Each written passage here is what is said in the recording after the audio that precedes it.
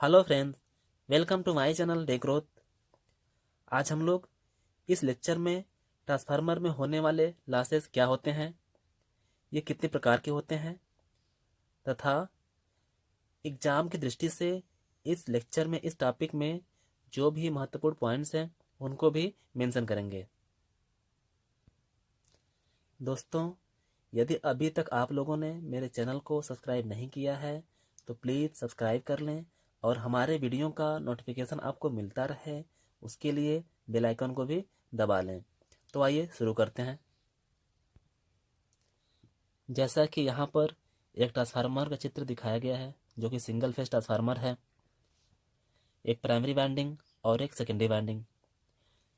तो यदि primary side में हम लोग कोई इनपुट पावर दें और सेकेंडरी साइड में हमें कुछ इनपुट पावर मिले, तो यदि ये ट्रांसफार्मर आइडियल ट्रांसफार्मर नहीं है तो ट्रांसफार्मर के आउटपुट पर आउटपुट पावर हमेशा इनपुट पावर से कुछ कम मिलेगा और यही आउटपुट पावर में इनपुट पावर की अपेक्षा जो कमी हो रही है, इसी को ट्रांसफार्मर लॉसेस कहते हैं।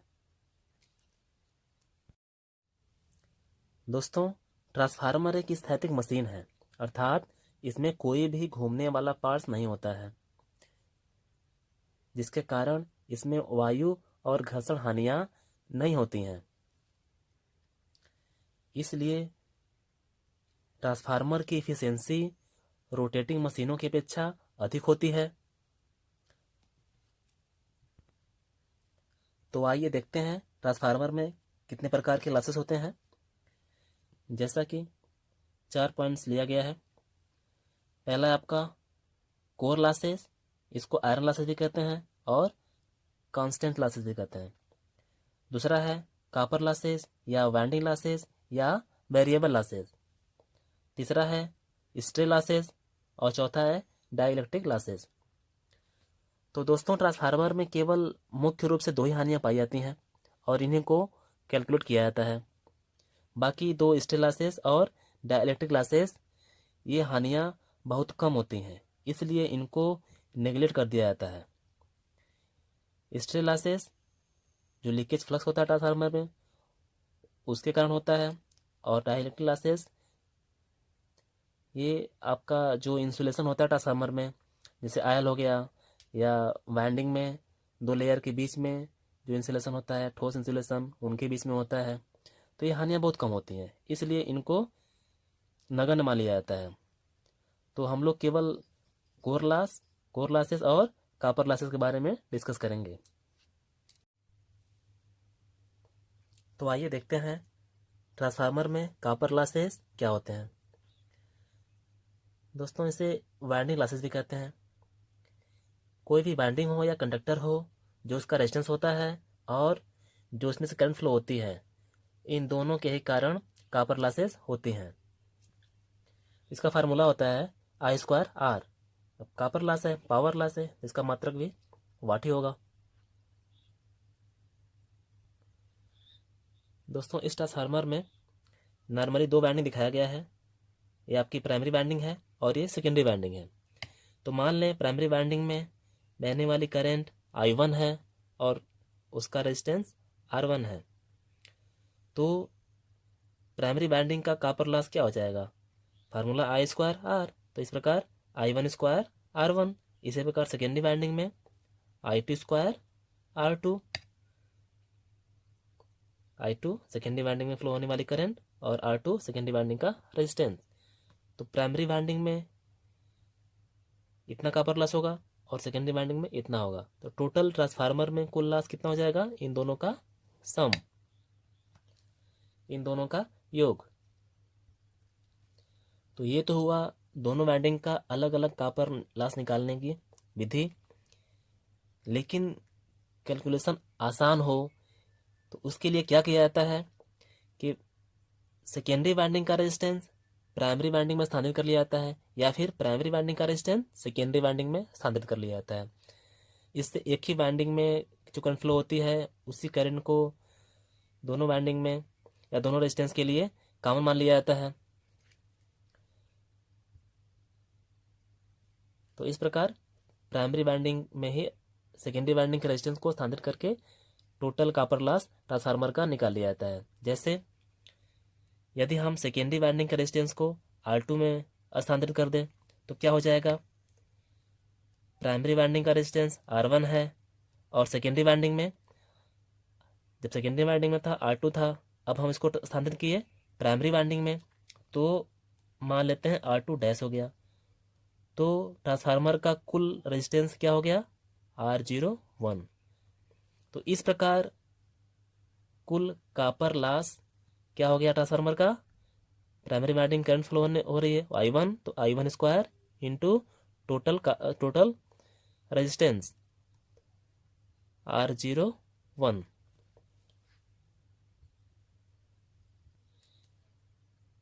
इतना कैसे आया, जब हम सेकेंडरी वाइंडिंग के रेजिस्टेंस को प्राइमरी वाइंडिंग में स्थानांतरित कर लिए। इसी प्रकार अब हम प्राइमरी वाइंडिंग के रेजिस्टेंस को सेकेंडरी में स्थानांतरित कर लिए, तब क्या हो जाएगा, सेकेंडरी वाइंडिंग का रेजिस्टेंस वैसे रहेगा, अब प्राइमरी वाइंडिंग का रेजिस्टेंस जब सेकेंडरी में जाएगा तो हो जाएगा आपका R1 डैश, तो टोटल रेजिस्टेंस क्या हो जाएगा, R02। सेकेंडरी में लिए हैं तो R02 रखेंगे। इस प्रकार कुल कॉपर लॉस ट्रांसफार्मर का सेकेंडरी वाइंडिंग में करंट कितनी फ्लो होगी, I2, तो I2 का स्क्वायर इंटू R02। तो इस प्रकार से भी ट्रांसफार्मर का कॉपर लॉस निकाला जाता है। अब इस फार्मूले से हमें साफ दिख रहा है कि कॉपर लॉस जो करंट फ्लो हो रही है ट्रांसफार्मर की सेकेंडरी वाइंडिंग या लोड करंट कह लें, उसके स्क्वायर के समानुपाती है। तो copper losses proportional I square. और जो आपकी धारा होती है, जो ट्रांसफार्मर की लोड करंट होती है, वो डिपेंड करती है लोड पर। तो जो लोड करंट होती है वो प्रोपोर्शनल होती है, समानुपाती किसकी होती है, लोड के। लोड जो हम लोग लोड ट्रांसफार्मर पर देते हैं सेकेंडरी वाइंडिंग में, जैसे कि यहाँ। अब यदि हम लोड को दोगुना कर दें, इसको डबल किए, लोड को दोगुना करने पर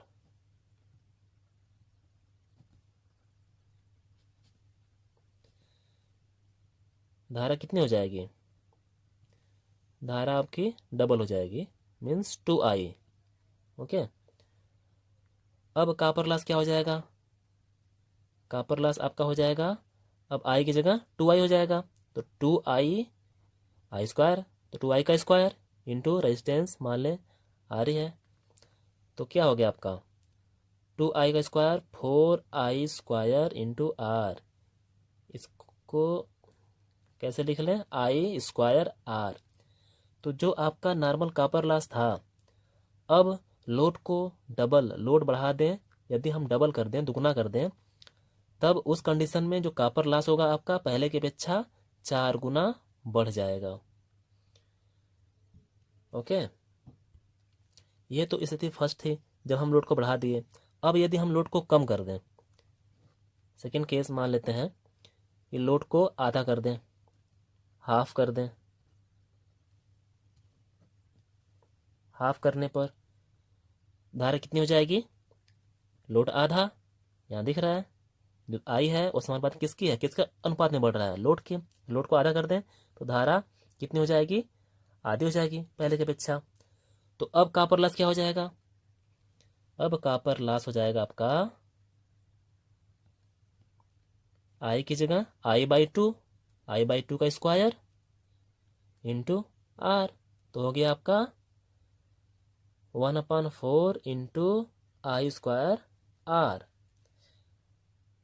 तो लोड आधा होने पर लोड करंट भी आधी हो गई और कॉपर लॉस पहले की अपेक्षा 1/4 हो गया, 1/4। क्लियर। तो यहाँ से हमें साफ दिख रहा है कि जैसे जैसे लोड चेंज हो रहा है वैसे वैसे कॉपर लॉस भी चेंज हो रहा है। वो भी किस प्रकार, हम लोग लोड को डबल किए तो कॉपर लॉस क्या हुआ, 4 गुना हो गया। यदि लोड को हम लोग आधा कर दिए तो करंट तो आधी हुई, लोड करंट आधी हुई, लेकिन कॉपर लॉस 1/4 गुना कम हो गई। ओके, तो इस प्रकार कॉपर लॉस हमेशा वेरिएबल होता है, स्थिर नहीं होता है। यह डिपेंड करता है किस पर, लोड पर, है ना। अब यह कॉपर लॉस लोड पर निर्भर करता है, लोड घटता है बढ़ता है तो कॉपर लॉस भी घटेगा बढ़ेगा, तो इसलिए इसको वेरिएबल लॉसेस कहते हैं। तो इसके तीन नाम हैं, कॉपर लॉसेस, वाइंडिंग लॉसेस और वेरिएबल लॉसेस। इन तीनों नामों को याद रखना है, कैसे भी एग्जाम में क्वेश्चन आ सकते हैं। तो आइए अब देखते हैं कोर लॉसेस। कोर लॉसेस या आयरन लॉसेस। तो कोर लॉसेस दो प्रकार की होती हैं, हिस्टैरिसीस लॉसेस और eddy current losses. Hysteresis losses का फार्मूला होता है, इसको दिखाते हैं पीएच से, या आपको कहीं कहीं WH मिल जाएगा। H means hysteresis, hysteresis power losses.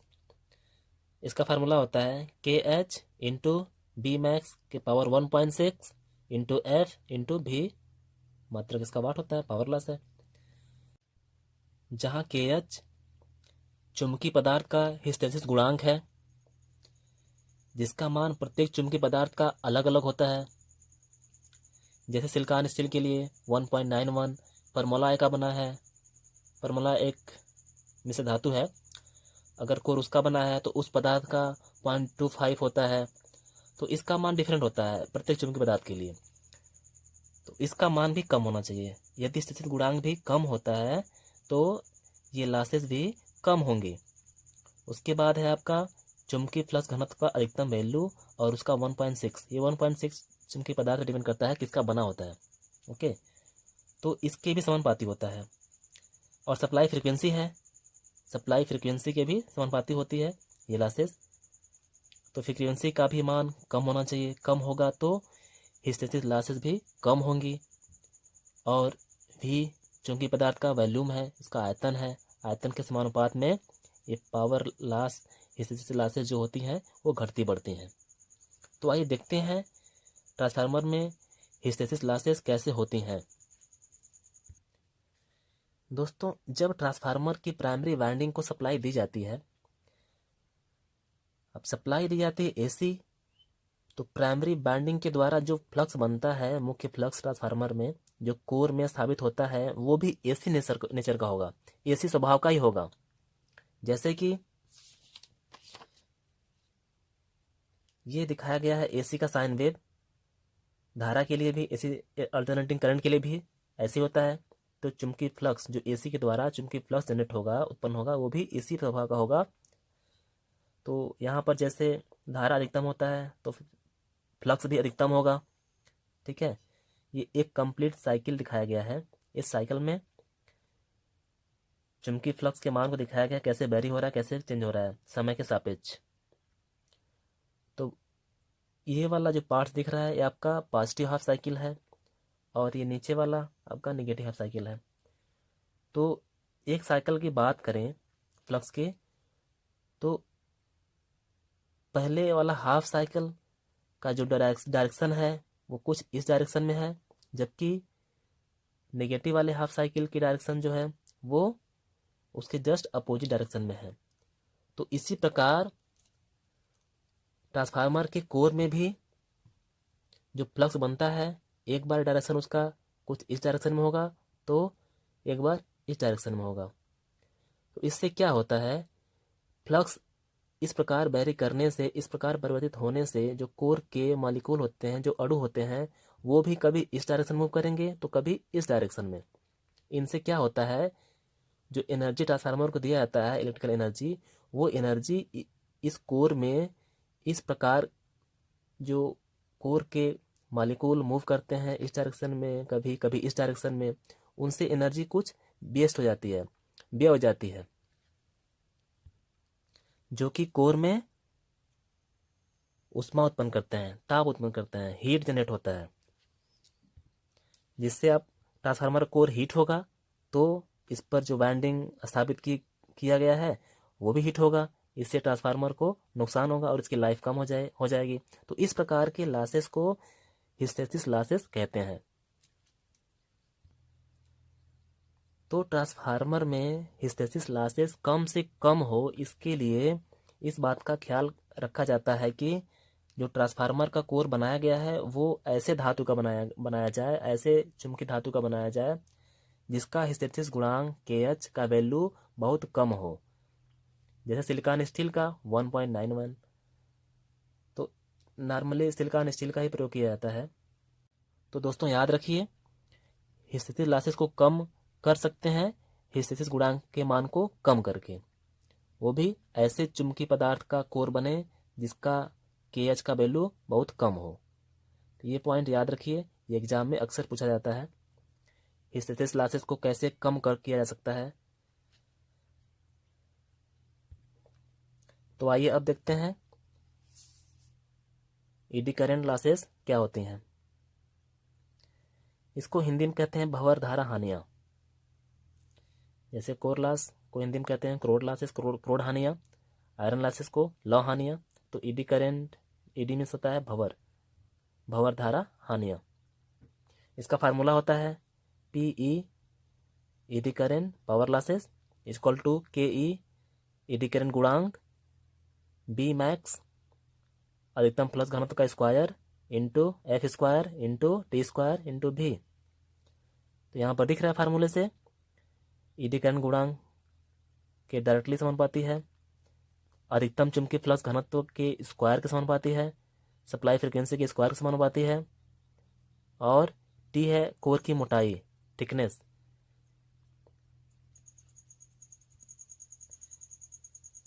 मोटाई के स्क्वायर के समानुपात में ईडी करंट लॉसेस घटती बढ़ती हैं, और ये आपका कोर का वैल्यूम है। तो इन सब की वैल्यू को कम करके ईडी करंट लॉसेस को कम किया जा सकता है। तो आइए देखते हैं ईडी करंट लॉसेस कैसे होती हैं ट्रांसफार्मर में।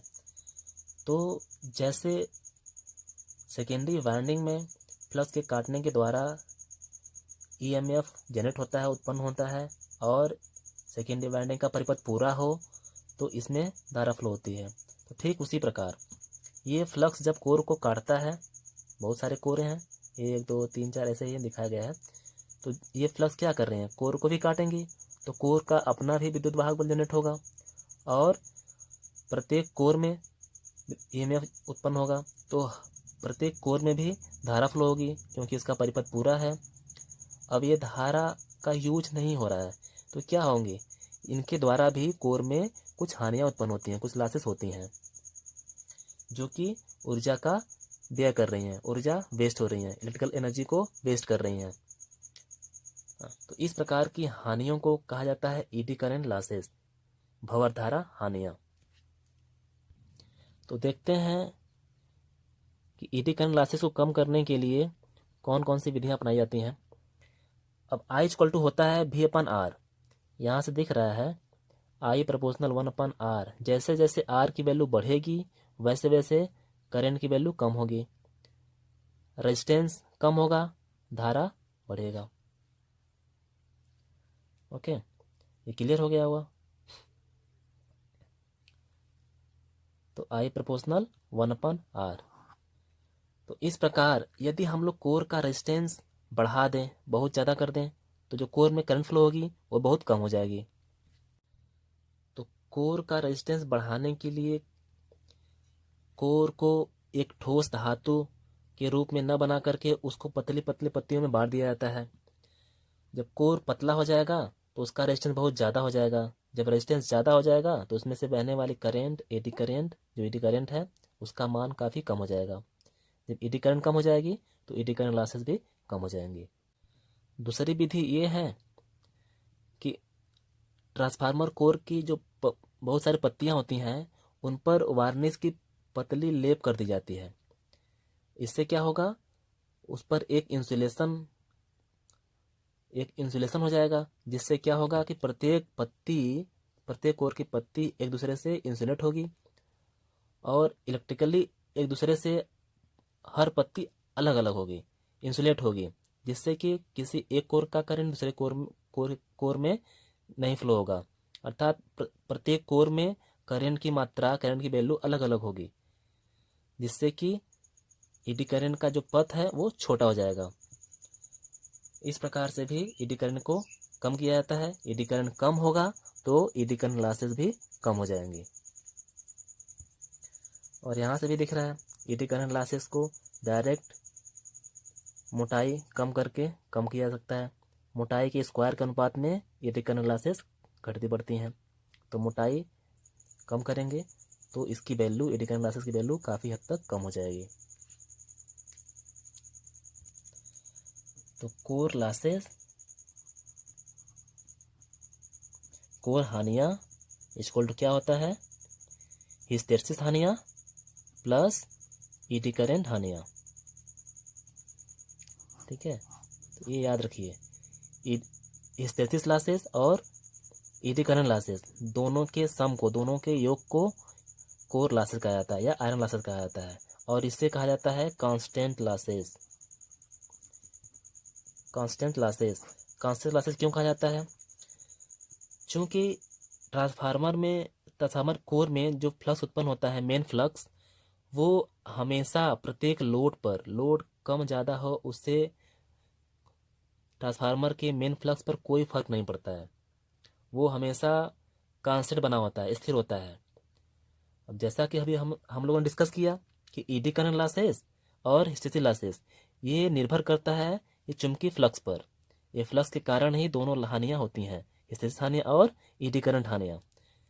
जब ये फ्लक्स कांस्टेंट है तो जाहिर सी बात है ये दोनों हानियाँ कांस्टेंट होंगी, स्थिर होंगी।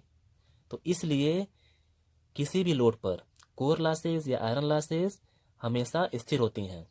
ये एग्जाम में पूछा गया है, बहुत बार पूछा गया है, तो इसको याद रखिए। कोर लॉसेस या आयरन लॉसेस स्थिर हानियाँ कहलाती हैं।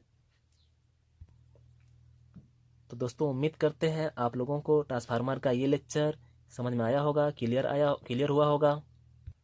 दोस्तों ट्रांसफार्मर हानियों पर, ट्रांसफार्मर लॉसेस पर कुछ न्यूमेरिकल भी पूछे जाते हैं। तो यदि आप लोगों को इस टॉपिक पर और वीडियो चाहिए तो कमेंट करिए। तो इस लेक्चर में बस इतना ही।